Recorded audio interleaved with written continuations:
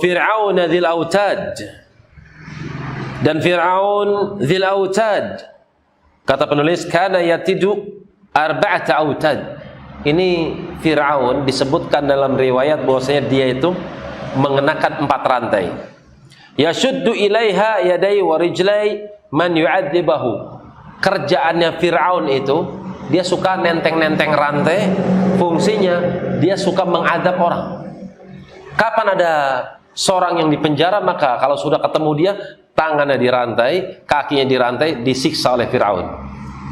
Na'udzubillah. Alladzina taghaw, di mana orang ini dan pasukannya, bala tentaranya, taghaw, yakni tajbaru, melampaui batas. Fil bilad, ketika dia berjalan di setiap negeri-negeri kekuasaannya. Fa'aktharu fihal fasad, dan dia banyak sekali membuat sekian banyak kerusakan demi kerusakan. Kata penulis, al-qatl wa ghairuhu, di antaranya pembunuhan dan yang selainnya. Fasabba alaihim, sabba itu nih ditublekin bahasanya, sabba.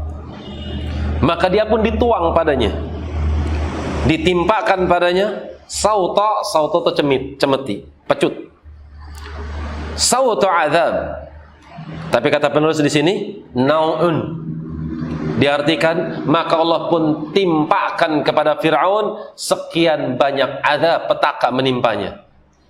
Mulai dari darah, mulai dari kodok, mulai dari belalang, mulai dari angin taufan, terakhir apa? Dia ditenggelamkan. Nanti disebut dalam surat Al-A'raf. Insyaallah mudah-mudahan ketemu sampai insyaallah, di mana Fir'aun minta tanda-tanda kebesaran Allah kepada Musa alaihissalam.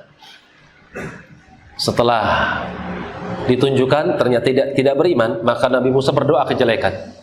Akhirnya Fir'aun mendapatkan hukuman, Allah utus kodok-kodok. Tidaklah Fir'aun dia membuka sesuatu atau ketika dia mengambil sesuatu, apakah dari laci, apakah kantong baju, kecuali ada kodok di sana.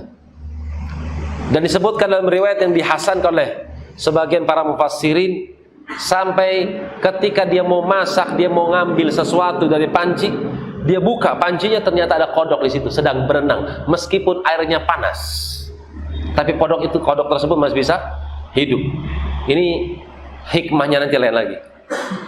Kodok ketika dia mentaati Allah, dia mendapatkan karomah. Apa karomahnya? Digodok nggak matang dia antang di dalam tungku. Kenapa? Karena diperintahkan oleh Allah untuk menakut-nakuti Fir'aun dengan keberadaan dirinya.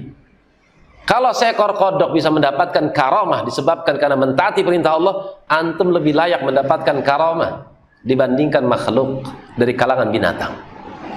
Kemudian ketika mereka, Fir'aun dan bala tentaranya, mereka merasa risih dengan keberadaan kodok yang banyak di dalam istana, mereka minta kepada Musa alaihissalam, maka Musa alaihissalam dipinta untuk dikeluarkan kodok tersebut dari rumahnya, nanti kami akan beriman. Musa alaihissalam berdoa dan hilanglah kodok tersebut. Ternyata bikin ulah lagi, dia tidak pula beriman. Maka datanglah kutu, sebagian mengatakan belalang.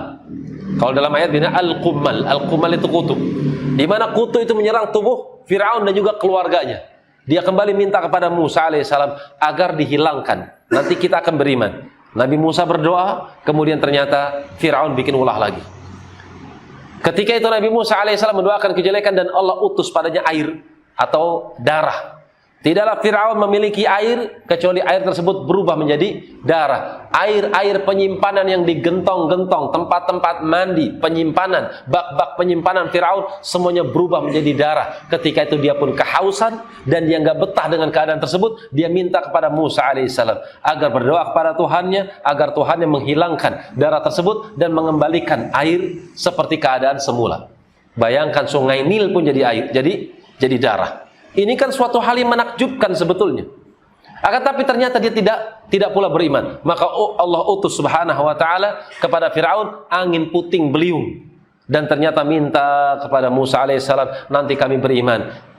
Ternyata Musa alaihissalam pun dipermainkan oleh Fir'aun. Pada akhirnya Nabi Musa pun meminta agar Allah mengadab Fir'aun karena dia telah menghinakan nabinya.